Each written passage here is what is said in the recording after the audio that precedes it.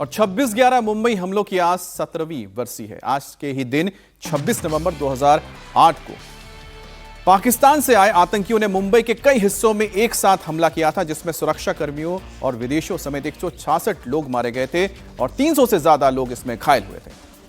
आज gateway of India पर 26/11 के शहीदों को श्रद्धांजलि देने के लिए कार्यक्रम का भी आयोजन किया गया है, जिसमें महाराष्ट्र के मुख्यमंत्री देवेंद्र फडणवीस भी पहुंचे और शहीदों को उन्होंने श्रद्धांजलि अर्पित दी। उसी वक्त की तस्वीरें आप देख रहे हैं।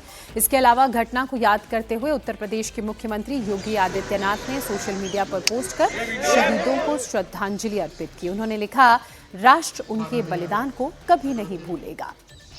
और अब तक के सबसे बड़े हमले में शुमार 26 नवंबर 2008 को मुंबई में हमला हुआ था। एक साथ कई इलाकों में हमले हुए थे। गेटवे ऑफ इंडिया के पास मशहूर ताज होटल में भी हमला हुआ था। इसके अलावा जो मुंबई के अलग अलग इलाके हैं, चाहे रेलवे स्टेशन हो, चाहे वो आम सड़क हो, चाहे वो होटल्स हो, उसको टारगेट किया गया था और इसमें 166 लोगों की जान गई। आइए अब बिहार की बात कर लेते हैं। बिहार में चुनावी हार के बाद लालू परिवार पर अब बंगला खाली करने का प्रेशर है। बिहार सरकार के भवन निर्माण विभाग ने राबड़ी देवी को पटना में 10 सर्कुलर रोड वाला बंगला खाली करने का नोटिस दिया है। इस पते पर लालू यादव की फैमिली 2006 से रहती आ रही है। अब बिहार सरकार ने राबड़ी देवी से यह बंगला खाली करने को कहा। राबड़ी देवी को नया बंगला भी अलॉट कर दिया गया है और इस बीच बंगला खाली करने का नोटिस मिलते ही सियासत भी तेज हो गई है। लालू यादव की बेटी ने सोशल मीडिया पोस्ट करके नीतीश सरकार के ऊपर निशाना साधा है। तो बीजेपी के प्रवक्ता ने कहा है कि बंगला खाली करते समय लालू परिवार यह बात ध्यान में रखे कि वहां से कोई सामान न ले जाए।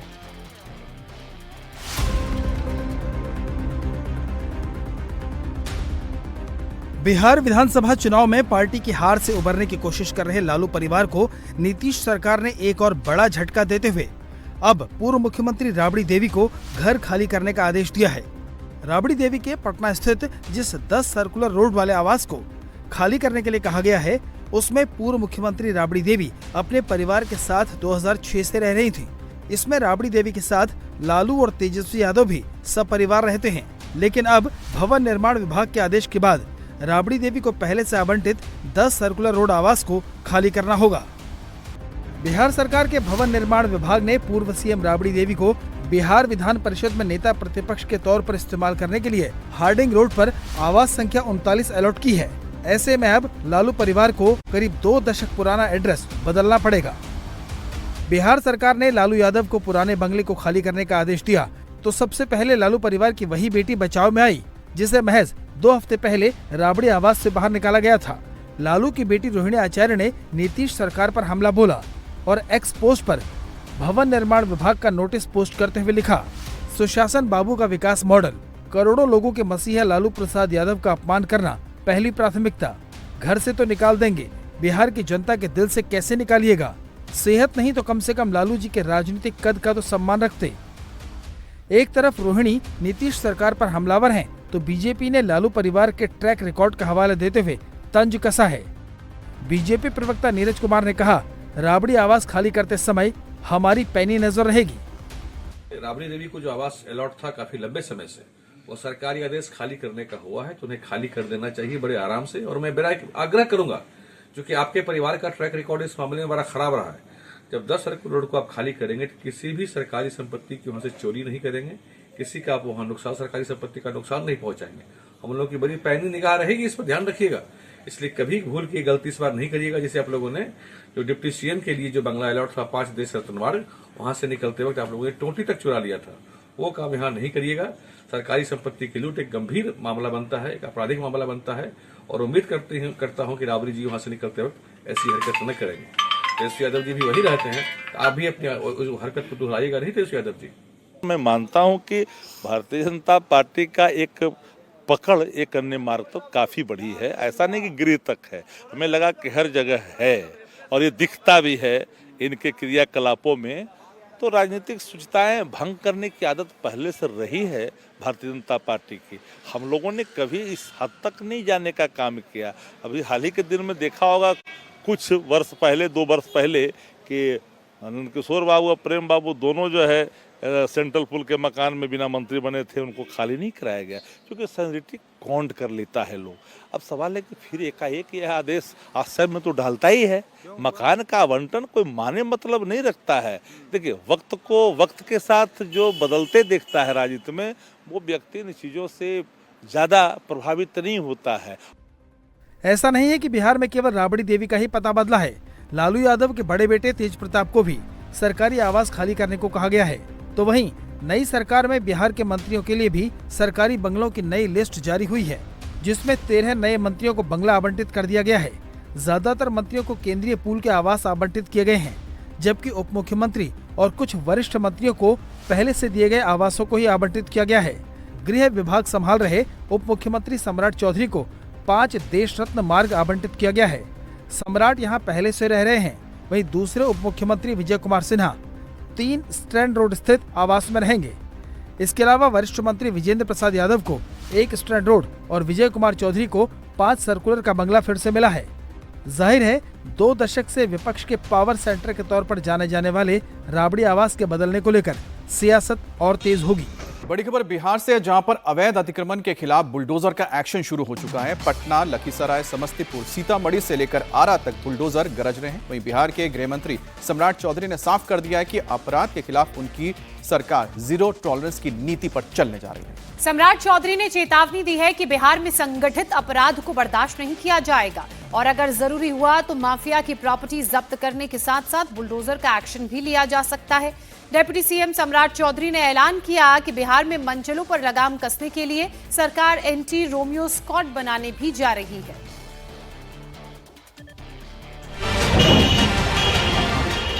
बिहार में बुलडोजर गरज रहा है।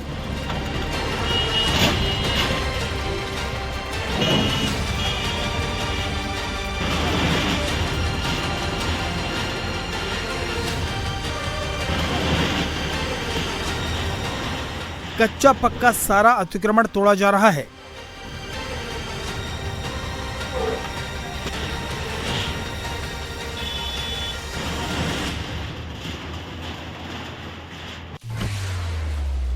समस्तीपुर से सीतामढ़ी तक, पटना से आरा तक बिहार में अतिक्रमण करने वालों पर एक्शन शुरू हो चुका है।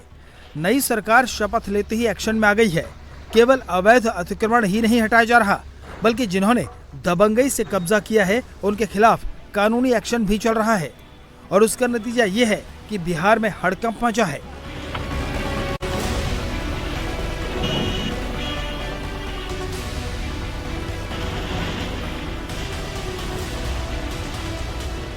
ये तस्वीरें बिहार की राजधानी पटना की हैं, जहां भद्रघाट से दीदारगंज तक सड़क को चौड़ा करने का काम चल रहा है।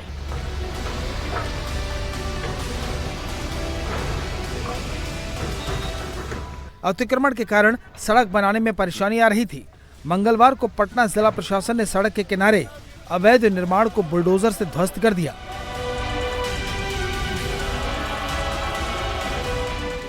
मजिस्ट्रेट खुद मौके पर मौजूद थे, चेतावनी दी अगर फिर से अवैध निर्माण किया तो तगड़ा एक्शन होगा।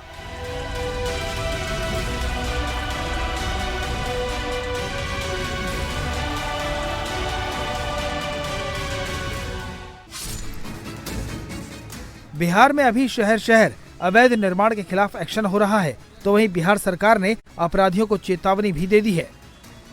गृह मंत्रालय का चार्ज लेने के बाद पुलिस हेडक्वार्टर के दौरे पर आए सम्राट चौधरी ने साफ कर दिया कि बिहार में अब माफियाओं के लिए कोई जगह नहीं रहेगी।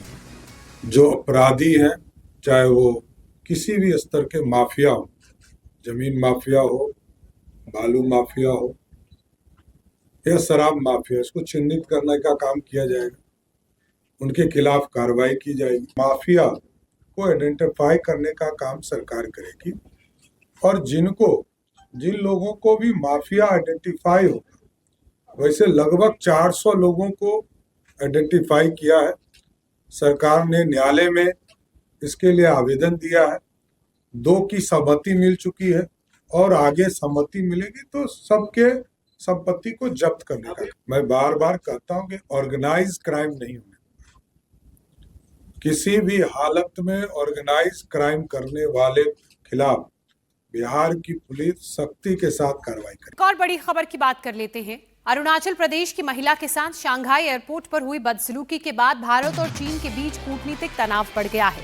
अरुणाचल प्रदेश की महिला को शंघाई एयरपोर्ट पर रोके जाने के मामले में भारत ने तीखी प्रतिक्रिया दी है। भारत ने चीन के विदेश मंत्रालय के बयानों पर भी कड़ा ऐतराज जताया है और जिसमें उन्होंने अरुणाचल प्रदेश को चीन का हिस्सा बताया था। इसी को लेकर भारत ने साफ कहा है कि अरुणाचल प्रदेश भारत का हिस्सा था, है और रहेगा। भारत और चीन के बीच फिर तनातनी देखने को मिल रही है। दोनों देशों के बीच ताजा मामला अरुणाचल प्रदेश पर बयानबाजी का है। चीन ने अरुणाचल पर सवाल उठाए तो विदेश मंत्रालय ने करारा जवाब देते हुए कहा, हमने अरुणाचल प्रदेश की एक भारतीय नागरिक को मनमाने ढंग से हिरासत में लेने के बारे में चीनी विदेश मंत्रालय के बयान देखे हैं, जिसके पास वैध पासपोर्ट था और वो जापान जाने के लिए शंघाई इंटरनेशनल एयरपोर्ट से गुजर रही थी। अरुणाचल प्रदेश भारत का अभिन्न और अविभाज्य अंग है और ये एक स्वतः सिद्ध तथ्य है। चीनी पक्ष द्वारा किया गया कोई भी खंडन इस निर्विवाद वास्तविकता को बदलने वाला नहीं है। हिरासत का मुद्दा चीनी पक्ष के सामने जोरदार ढंग से उठाया गया है। चीनी अधिकारी अभी भी अपने एक्शन पर सफाई नहीं दे पाए हैं, जो इंटरनेशनल हवाई यात्रा को कंट्रोल करने वाले नियमों का उल्लंघन है। चीनी अधिकारियों के काम उनके अपने नियमों का भी उल्लंघन करते हैं, जो सभी देशों के नागरिकों को 24 घंटे तक वीजा फ्री आने जाने की इजाजत देते हैं। भारत के विदेश मंत्रालय का ये जवाब चीन की प्रतिक्रिया के बाद आया है।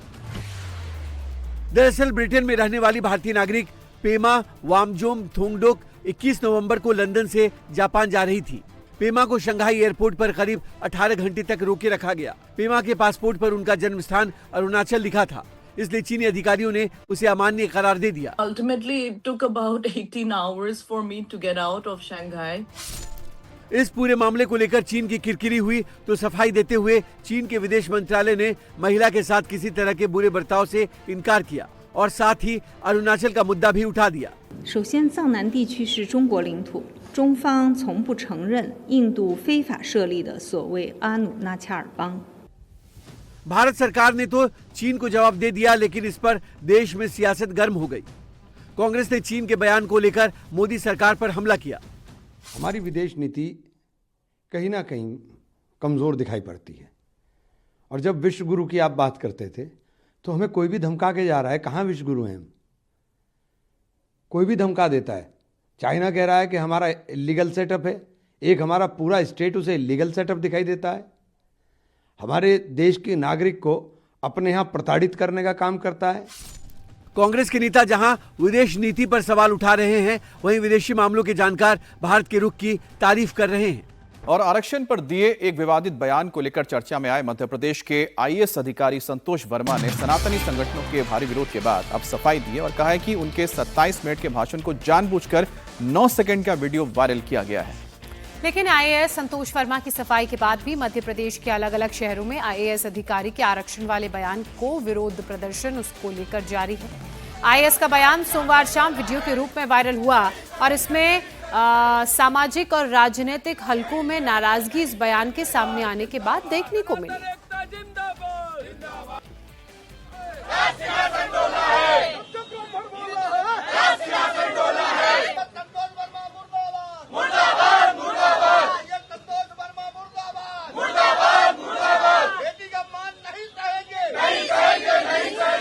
सनातन एकता जिंदाबाद जिंदाबाद।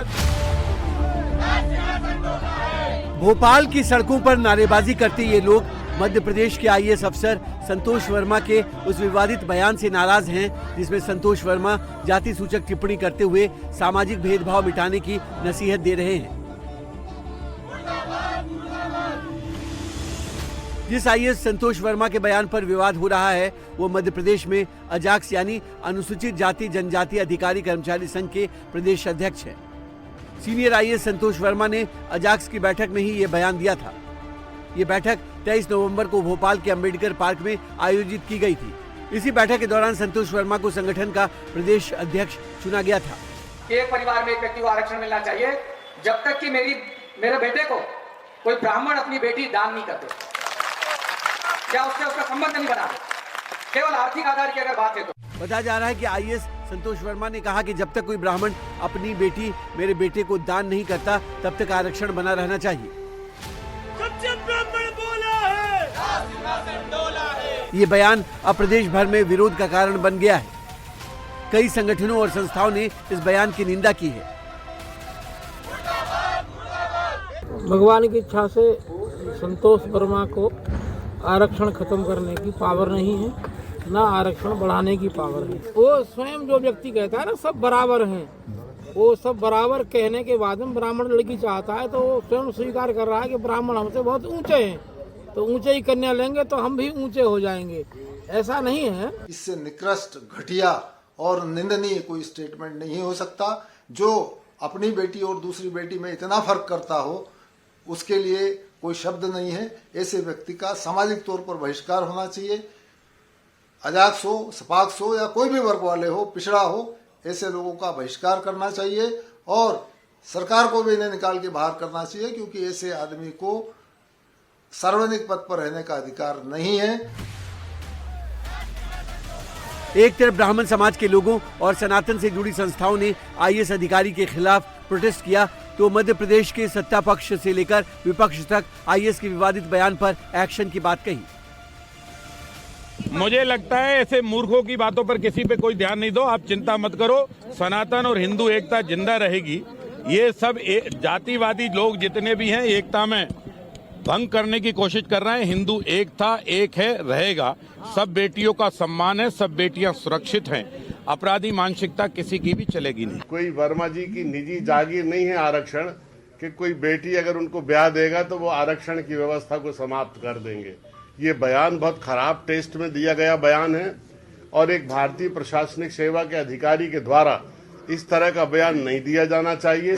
जिस तरह से कोई व्यक्ति दलित समाज को अपशब्द कहकर उसका अपमान करता है तो उस पर एट्रोसिटी एक्ट लागू होता है, उसी तरह वर्मा जी ने जो सामाजिक सौहार्द को बिगाड़ने की कोशिश की है, एक बहुत बड़े वर्ग का अपमान किया है, उन पर भी मुकदमा दर्ज होना चाहिए। सामाजिक सद्भाव बिगाड़ने वाले बयान पर बवाल बढ़ा और एक्शन की मांग होने लगी। तब सामने आए आईएएस अधिकारी संतोष वर्मा ने अपने 27 मिनट के भाषण के एक क्लिप को शेयर करने वाले लोगों को विवाद का जड़ बता दिया। बयान का विरोध इसलिए हो रहा है क्योंकि उनके सामने आधी अधूरी बात प्रस्तुत की गई। 27 मिनट के उस भाषण को केवल 10 सेकंड की एक क्लिप में उन्होंने कन्वर्ट कर दिया और उसको पंच लाइन बना करके प्रकाशित करवाया। जब वो इस बात पे विचार करेंगे तो निश्चित रूप से उनको लगेगा कि नहीं, मेरी बात जो थी वो कहीं भी गलत नहीं है। बेटा बेटी चाहे मेरे हों चाहे किसी और के हों, सामाजिक समरसता के लिए यदि आपस में उनका विवाह संबंध होता है, कन्यादान होता है, तो उसमें किसी को कोई आपत्ति नहीं होनी चाहिए। एक जिम्मेदार पद पर बैठे अधिकारी के विवादित बयान के बाद संग्राम जारी है और ब्राह्मण संगठन एक्शन पर अड़े हैं।